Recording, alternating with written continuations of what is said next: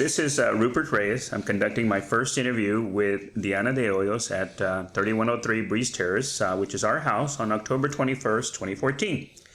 This interview is part of the Conversations to Create Unity Oral History Project conducted by the Susanna Dickinson Museum and Baylor University. So, hi Dee, how are you doing? And maybe that's what we should ask you first is how you want to be called, Dee or Deanna?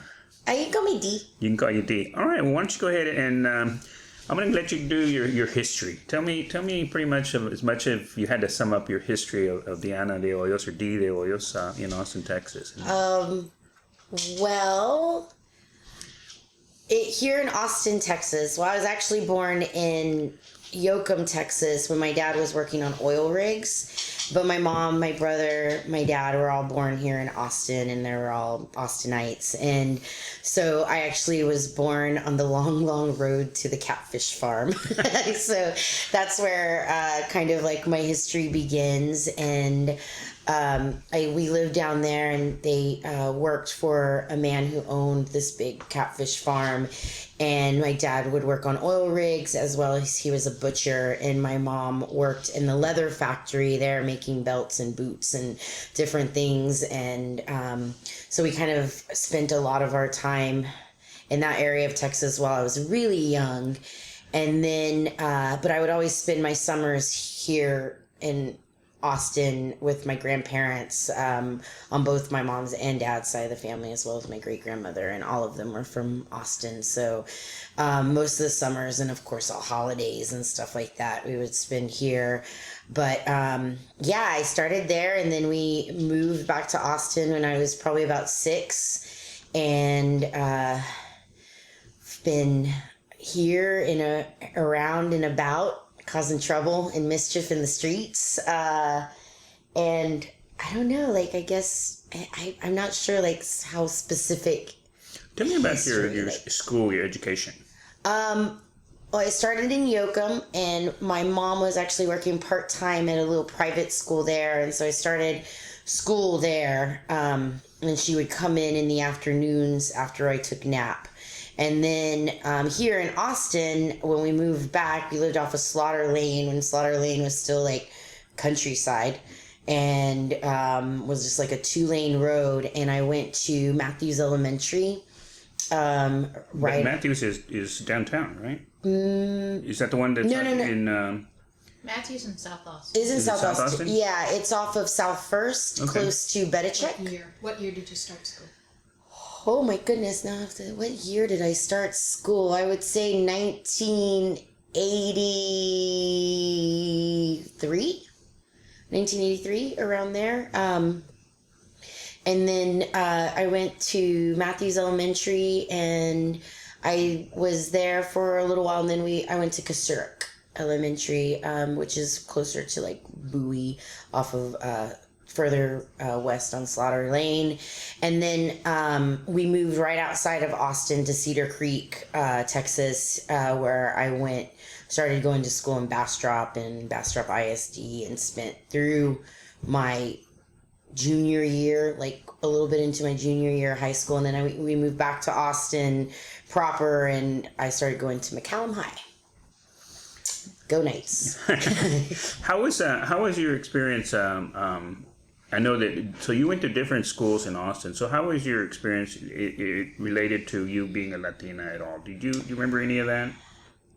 I don't think that it was really prevalent, growing up, until I was in small towns around Austin. It was really noticeable, in small town Texas. And Yoakum, I was definitely in the private school, the brown girl who went to a school that I don't think my parents had to pay for.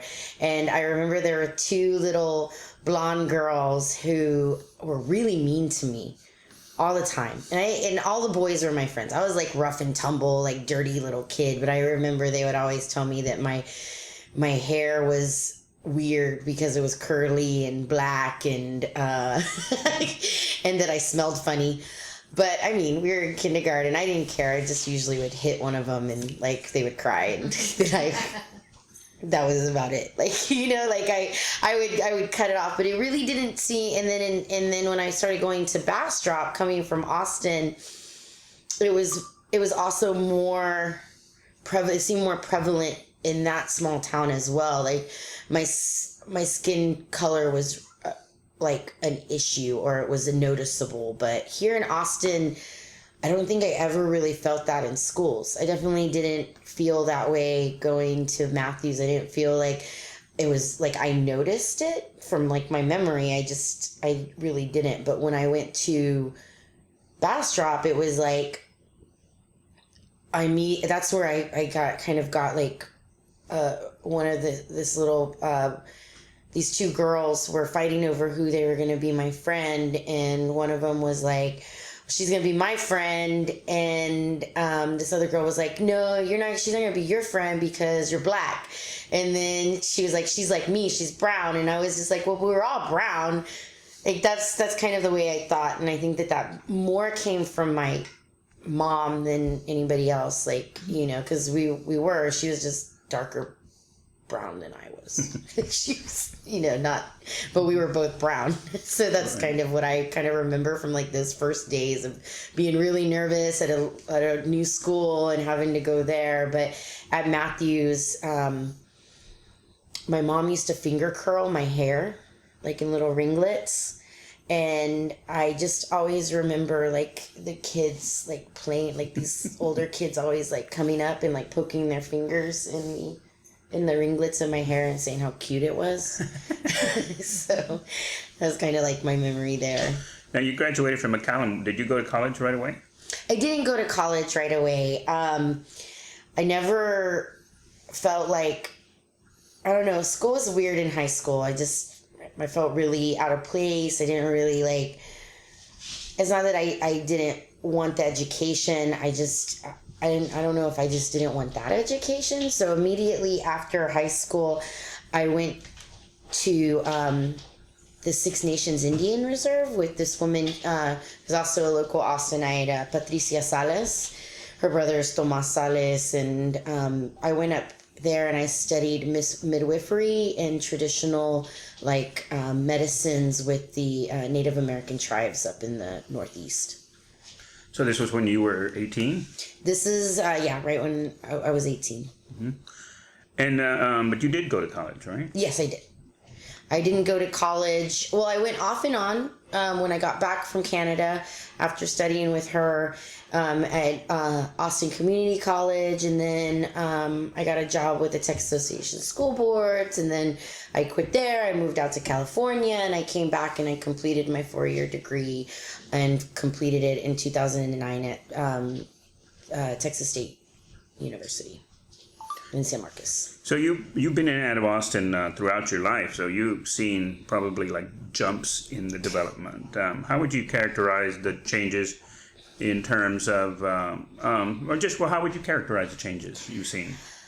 It's kind of like a balance. Like I see the good that's happening with the economy and stuff like that. And I see but you know, like the cheap housing in the east side that got sold really quickly and brought like a lot of the prices up, really forced a lot of my family members and a lot of people that still lived in the east side to move out because they couldn't afford their mortgage on top of that, on top of their like yearly payments with taxes. So I've slowly have seen pretty much my whole family get pushed out of their homes and pushed outside to the kind of the outskirts of Austin.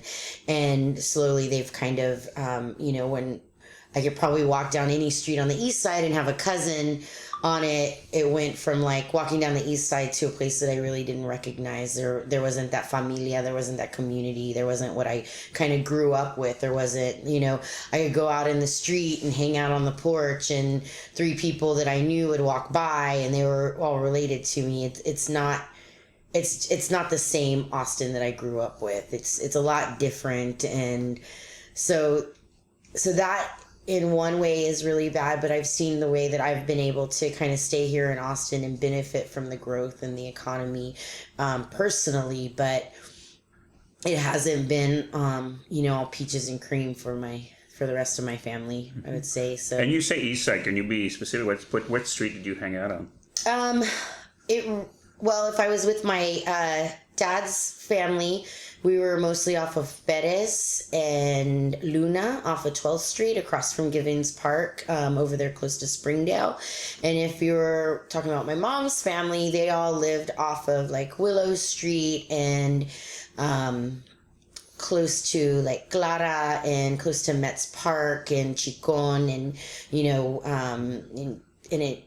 and then some of my family lived out, and like my aunts and uncles lived out off of like, what is that? Manor and Loyola. Mm-hmm. So out there in that East Side area. So we had like we were kind of all spread out, but really along kind of, I guess, from like the river to like northeast.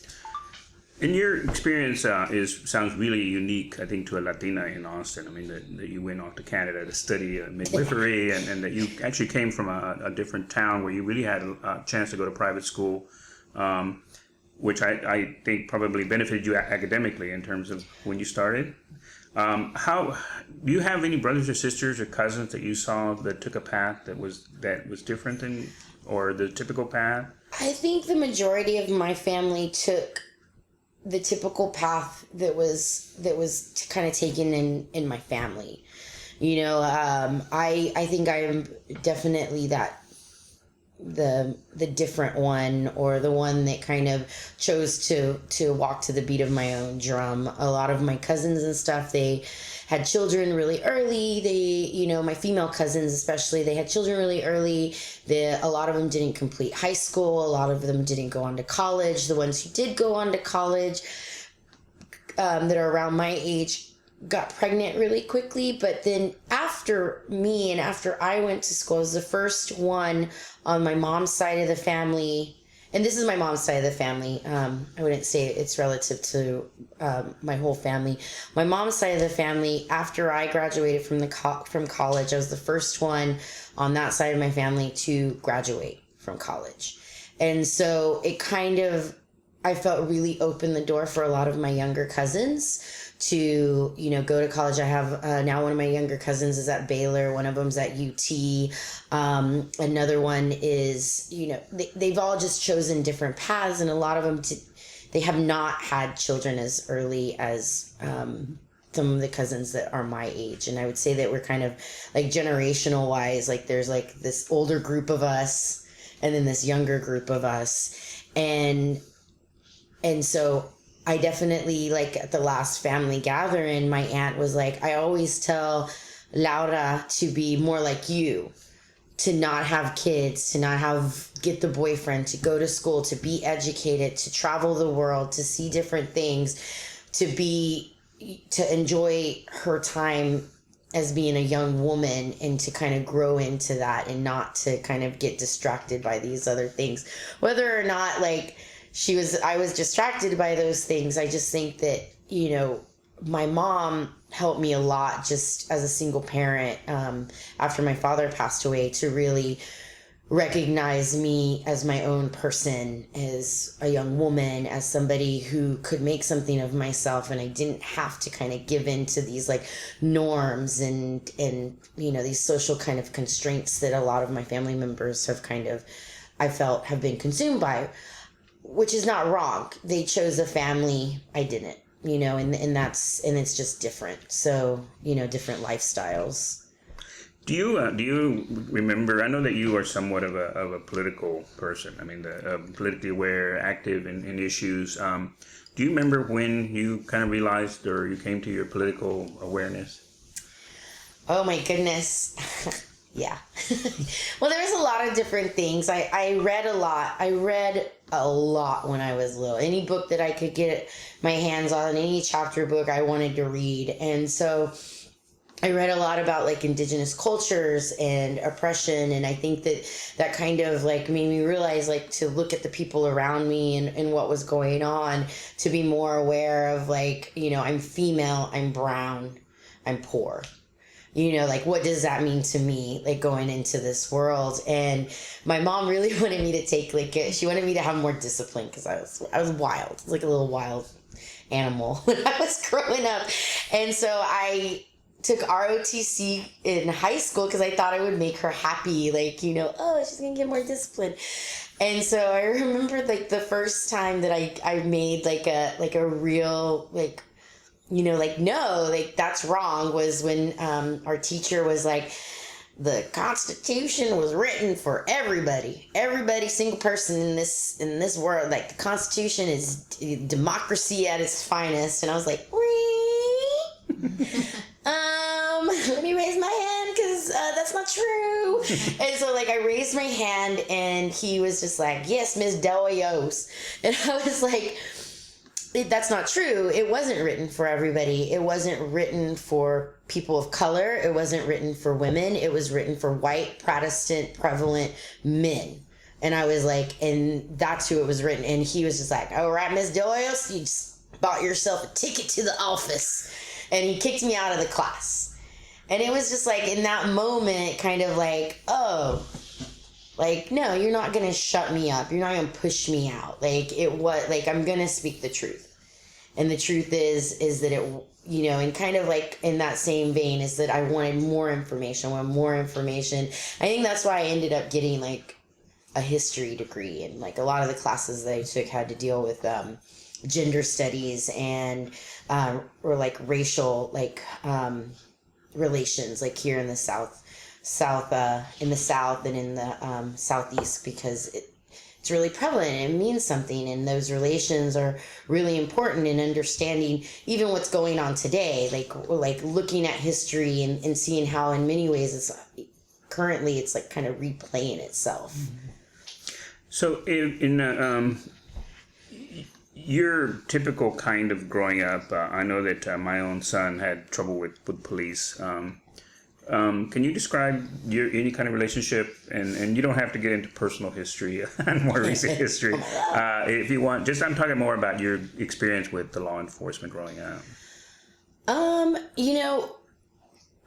Most of the stuff when I was growing up, as far as, like, I didn't really, I don't know if it was because I was a girl, but I didn't really see it affect me. I saw it really affect my brother. He's kind of like a stocky guy. He's darker than I am, and he always kind of had trouble. Like, he was always being stopped. He was always being questioned. He was always a suspicious person, and so I really saw him struggle with, like, law enforcement. I don't know if that tried to, like, kind of kept me away, but it just made me, like, just kind of seeing his struggles. And I don't know if that was more like a female male kind of thing growing up, but he, was, went to jail a couple of times for, hanging out in a car with the wrong guys. I don't know. I can't really say that they were the wrong or they were even doing anything wrong. I wasn't there, but he claims, like, they weren't doing anything. They were stopped for nothing. And it was kind of like that constant, like, harassment from that I would see him go through with, like, anybody, like, authoritative, and immediately, instead of kind of like engaging him as a young man, they would engage him as a criminal. So that's something that I felt like I really witnessed with growing up with him, and we're about a year apart. So yeah, so that's really my experience. So it kind of gave me a really negative, experience with the police, and I never have really trusted law enforcement personally. So let me kind of get lighter here. If you had to describe your typical fun day at home with your family, what would be some of the more important elements that you think of when you have, let's say, a fiesta or gathering with your family? Oh, wow. Well, there's so much stuff. Like, there's a lot of music, there's a lot of dancing, everybody's celebrating. We all really love one another, and, like, that's, like, the greatest thing is that, like, no matter how different we are, or how different, our paths are, like, when we come together as a family, like, it's a celebration, like, and it goes, like, across the board, like, everybody wants to know what you've been up to. They're genuinely interested in like what's going on, like what have you been doing, and so it's always fun. I just recently went to my cousin's wedding, and I hadn't danced like that much in forever, and like all my cousins were out there, and they're like, "Come on, D, drop it, girl." So it just like it takes me back to like being young and being happy and being with my family, being with my grandparents and all my cousins, and we still have like that really wonderful relationship. So that's it always reminds me of music and celebration and stuff. Is there any kind of special food somebody makes? Well, it depends on like the holidays, like Christmas we always have capirotada, and also tamales, and my grandmother always would make pies and stuff and empanadas, so like that's something that like during the cold weather holidays we always have. But I think that a lot of the traditional like wedding foods that you hear about, like mole and stuff like that, we have been kind of removed from that part of that culture. And, it's usually barbecue, Texas barbecue, brisket, and, just usually for a lot of that stuff, we have like a lot of barbecue, a lot of meat. Does your family have tamaladas? Yes, we do. We have one every year right before Christmas. Mm-hmm. How many tamales do you make? Oh my goodness. I don't even know. I don't think I've ever kept count. I just know that there's a lot of them. There's a lot of stuff. Usually probably we get like those huge pots, the big round ones that you steam and stuff. We usually fill probably like 5 or 6 of them. And then everybody takes at least 4 or 5 dozen home with them. So it's a really big deal. It's my mom, all her sisters, and some of her aunts. So there's at least 7 like women, like our elders that go, and then I would say between them there's probably about total between 20 and 30 people there, like making tamales and doing that, and just like drinking and having fun and talking and gossiping and like todo chisme. Like it's all about the gossip. So, we go and we have fun, but we do that right before Christmas, probably a couple weeks before. And so everybody has tamales for Christmas. Now, you kind of have 2 roles. I know you do have a theater kind of career, and you also have a day kind of job. Yeah. And they kind of blend a little bit, but can you tell me why you do what you do? When I was younger, I always wanted to do theater, but I never got the roles. I never got any roles. I never got like casted for anything in class. I never was asked to do anything, so I never really took it too seriously. But it was always something I like to watch and I love to do, and so I felt like I was naturally drawn to it. And then teaching, after going to school and being in different schools and doing all of these different things, I saw, with my current job, I went into like these schools and I started relating to a lot of the kids a lot more as like a teaching artist. And also a lot of the kids had the same experiences that I did, and they grew up in similar situations, similar home situations. They grew up really poor. They grew up like, at a really great disadvantage. But the one thing is that I could talk to them in a way that they understood me, which made it really relatable and made me really enjoy it. And then over kind of time, I've started adding like the arts into them. The arts has always been something that I've kind of gravitated towards and wanting to like do that. So I don't know, it felt like this instant connection with particular students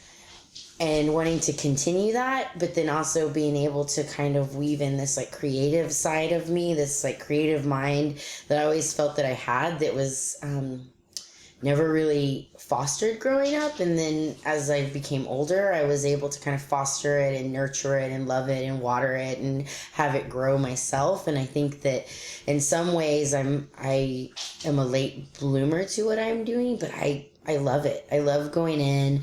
I love making stuff. I love seeing like the pride that each student takes away when they create this amazing piece of art, or they make this amazing piece of collaborative art, or I go in and I do a show and I'm teaching them how to get along by being a crazy salamander who doesn't understand the world, and they have to make me understand it. And it's just like that true joy in discovery. And maybe it's because I don't want to have children of my own, and I may not, this is the way I get that like joy of like seeing them like make a discovery, or being a helpful person, or being a good person, or being able to tell someone to stop like, you know, hitting or being mean or using mean words. So it's like, it's so amazing. I know that in the show I do right now, I come in on the second day and I have to go to Costa Rica, but I'm a salamander. I've never been out of Texas, never been out of Austin, never been out of Barton Springs. How am I supposed to go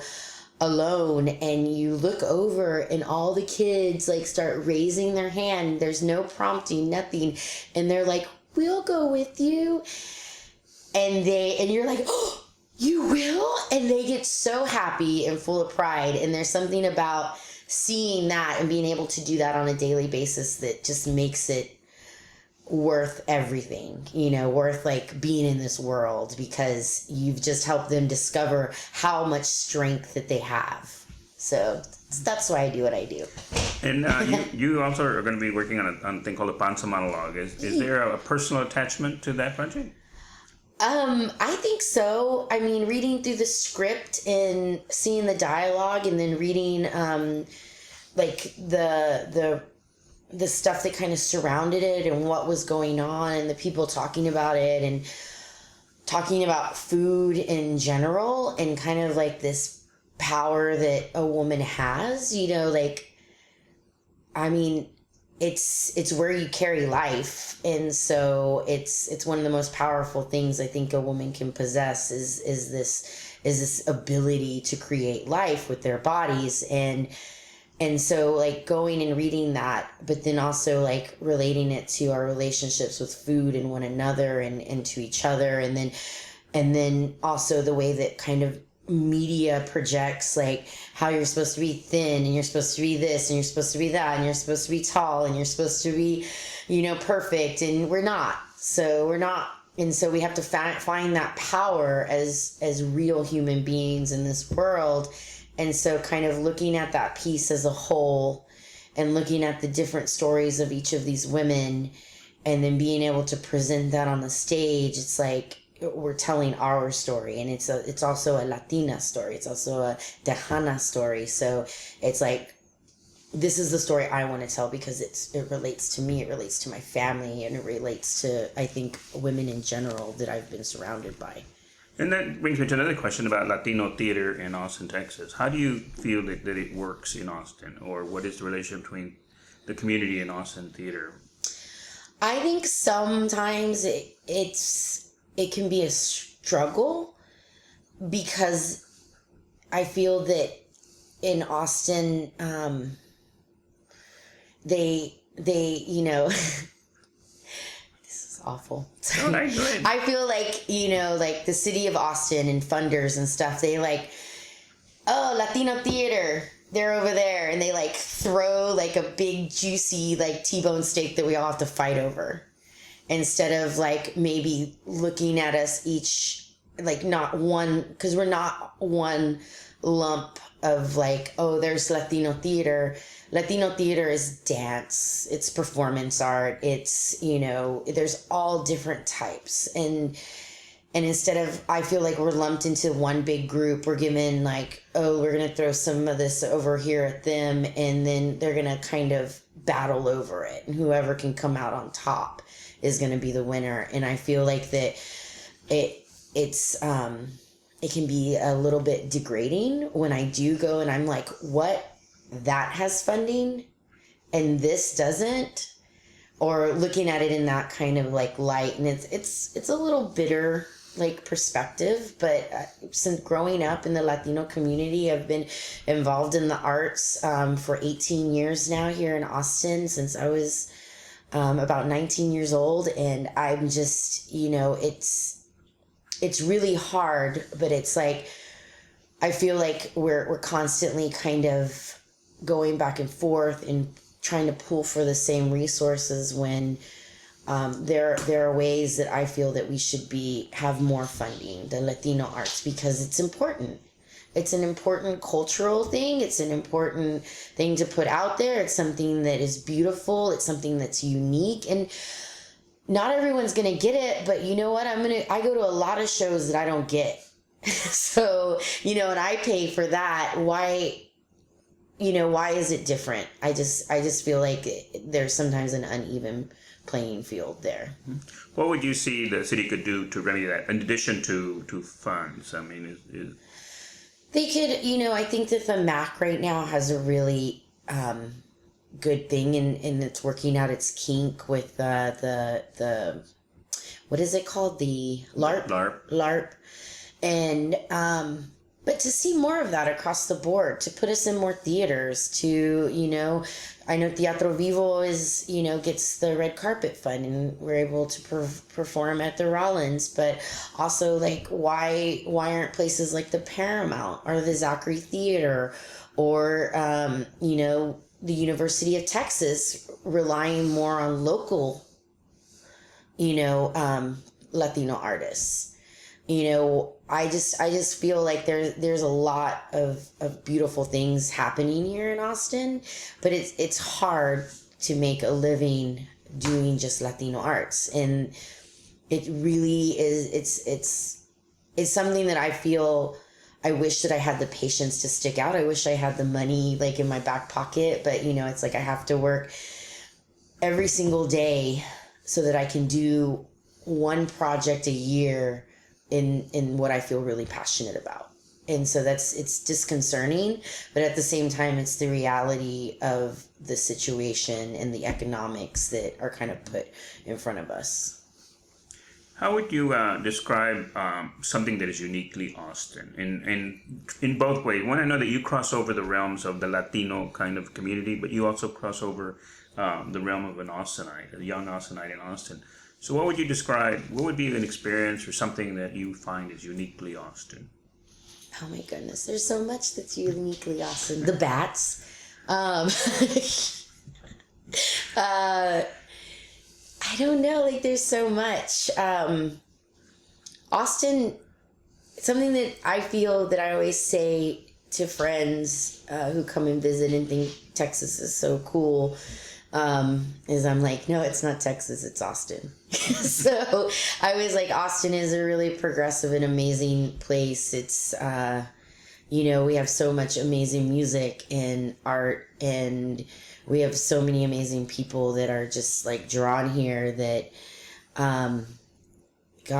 uniquely Austin. One thing that's unique to me is that I can go sit in my mom's backyard and go have a cup of coffee. I think that's, there's not a lot of people that can say that they can do that here in Austin. Maybe your kids.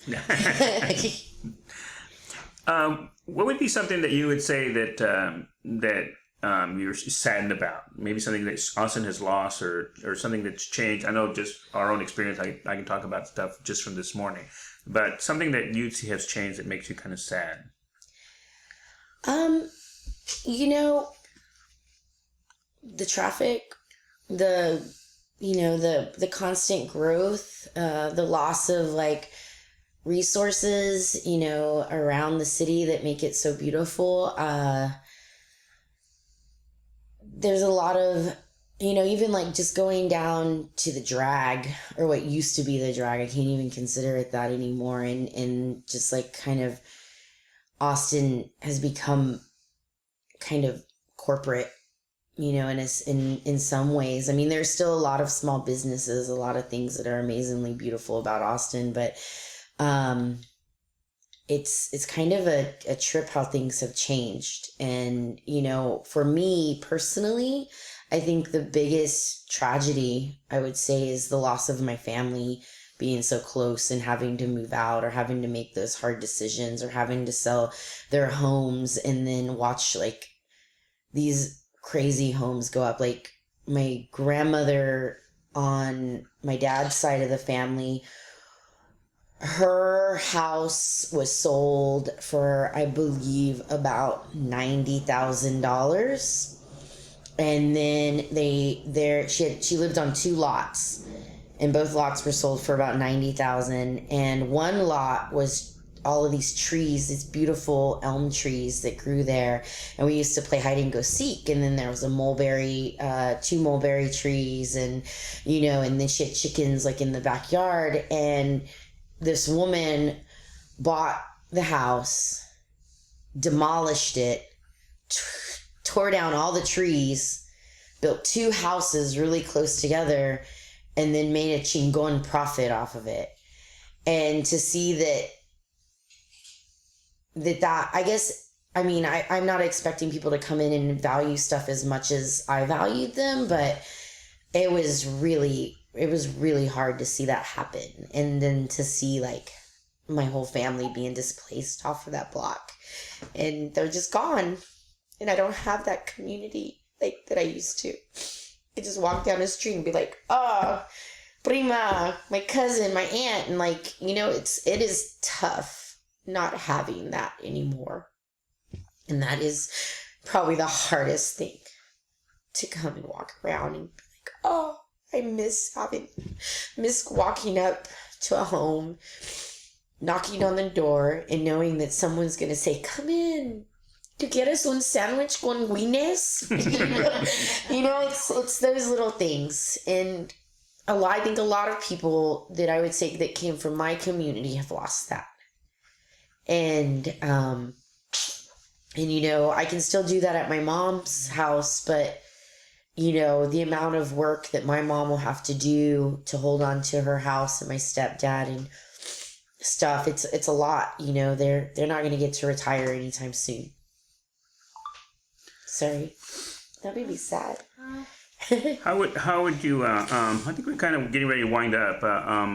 Is there any kind of comment, like let's say this tape is found 100 years from now, and life in Austin? Your chance to describe life in Austin. What would you say to somebody from 100 years from now about growing up Latina in Austin? I would say it was amazing, and I was really glad to have, I feel like, a pretty unique experience here, but also like, it was tough when things began to change, and hopefully that, whoever this reaches out to will realize that, that we're all just trying to live in this world, and we're all just trying to like get the same pieces of the pie, and we can divide it, and it doesn't have to be like visceral, and just love one another. Mm-hmm. Joanne, do you have any questions? No, I'm good.